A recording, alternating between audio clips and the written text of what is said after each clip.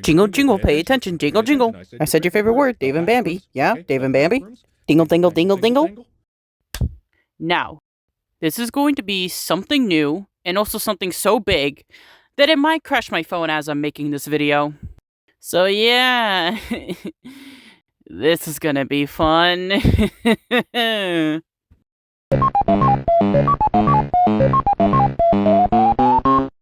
Hello, hello, hello, ladies and gents, and welcome to Yappy Arcade Station, the new and improved format of my commentary series.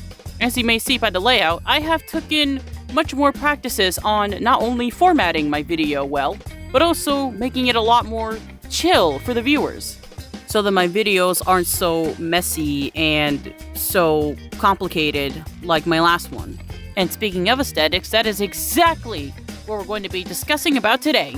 I've been waiting so long for this moment to come so that I could finally discuss about something that I have been putting a lot of passion into, and I thought, well, why not I would share it to the public? Because, well, I have something that we all like, and with a mix of some arts here and there, I think it might be a good fit.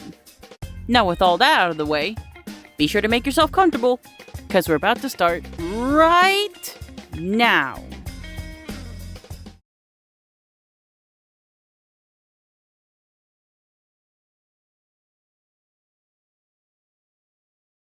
Alright, I know what you all might ask yourselves. What exactly is Subrealms, and what does it have similar to Dave and Bambi? Well, to put it short, Subrealms is a wide collection of realms/worlds, but more on the inspiration of internet aesthetics. And what I mean by internet aesthetics, I mean from the most common to least common internet aesthetics. This little series of mine and my close friend has been on the work since late September, around the 7th of 2024.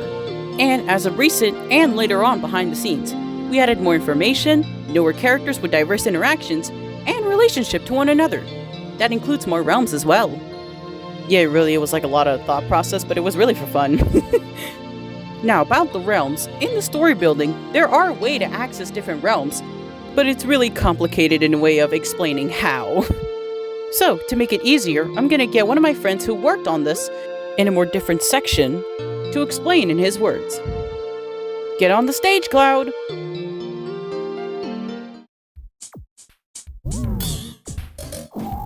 Hello. The name is Cloud, or just call me Cloudy, and I will be discussing the world stuff. And I'll be also real quick explain my role in this whole thing.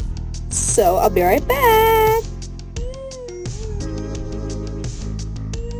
Hello, let me start off quickly. Hello, I am the close friend that Anne has mentioned for section. I've been contributing to Subrealms for quite a while by creating characters and brainstorming some lore for some of the realms as well.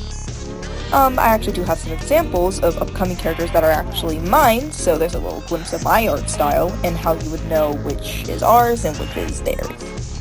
And maybe I might make some more in the upcoming future, but who knows?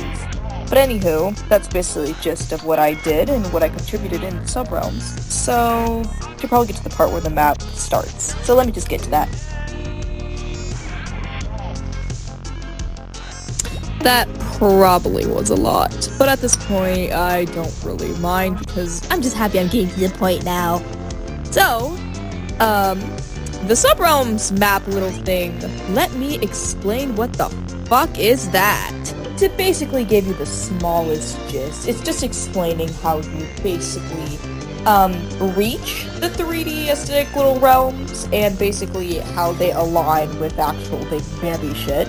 So I'm gonna try my best to explain this by memory because, fun fact, this concept of the whole thing was created like a year ago. So bear with me.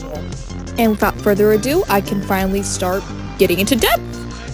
So, to start off, every beginning of like any Dave and Bambi world is Earth, or well-known, basically, 2D realm, containing, well, Dave and Bambi and others. It's Earth with nothing else much really to say. That's basically what it is in our, like, version of it. But, if we move on to the idea of the 3D realms, that's when it actually gets a little more interesting. So, if remembered, in order to even reach the 3D realms, it is stated that there would need to be a certain disruption in order to kind of break the orders of the line between 2D and 3D, and basically just reaching places like 3D Realm, and it's just basically no clipping. As some actual basic examples of 3D realms you have seen before were mostly, well, Banjo's little phone realm, and obviously we can't forget Expunge's little red thing, Red World. But moving on from the examples, beyond the, well, very kind of basic 3D realms you've seen before with those little backgrounds, of course some of them are very unique, but Subrealms actually takes a twist and instead turns these little places into, well, small civilizations based off, once again, aesthetics. So yes, there's basically, like, a realm for every aesthetic in a way. Surprisingly. That laugh was weird. Now, I hope I really don't, like, lose you here, but let me actually explain how they are structured in a way. Now, as you may have noticed, there is, well, a map now, and you might be asking yourself, "But Cloud, what the fuck is that line with the random arrows in the red circle?" Well, fear not, that's actually what I'm going to be explaining. So, the red circle you see around that little line linear thing is actually the 3D realms and how they function. You see, all subrealms are built on a number line, but they're spread apart than more being in a straight line. This makes it easier when it comes to reaching them. To basically reach every subrealm, you have to no-clip through the realms to reach other realms. But don't think it's that easy. Some realms actually require certain, well, how do I explain this? You have to go in a certain pattern to reach some. Basically, it's like if I said, oh, you have to go to realm 1, and then 2, and then 3 to reach realm 5. Every realm is unique, all requiring different steps to reach, or just simple no-clipping does the job. In short, every realm is unique, all requiring different steps to reach, or just simple no-clipping does the job. Each realm also has its own style in this little random line, but to give you some imagery, it's basically the structure of, like, planets in a way. Also, little fact, realms can actually collide to create new ones.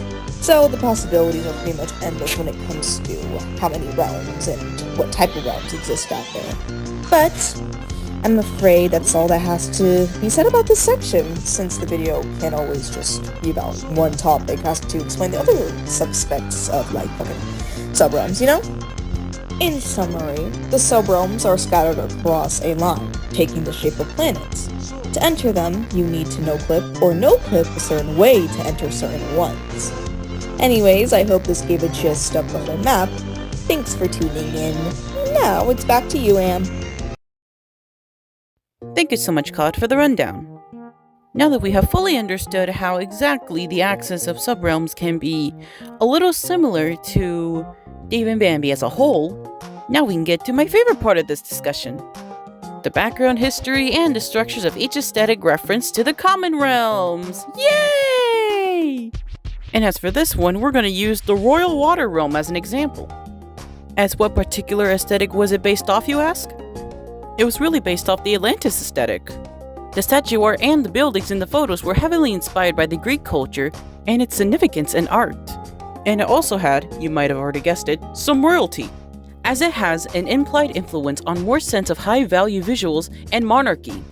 As by some background history, although that Atlantis was not particularly located in ancient Greece, it was more that it was a land created by the ancient Greek philosopher Plato.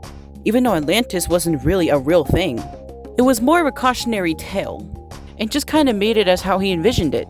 So it could be a little confusing on why there was like much more of just a pinch of like Greek culture into it, but we don't want to think about it too much.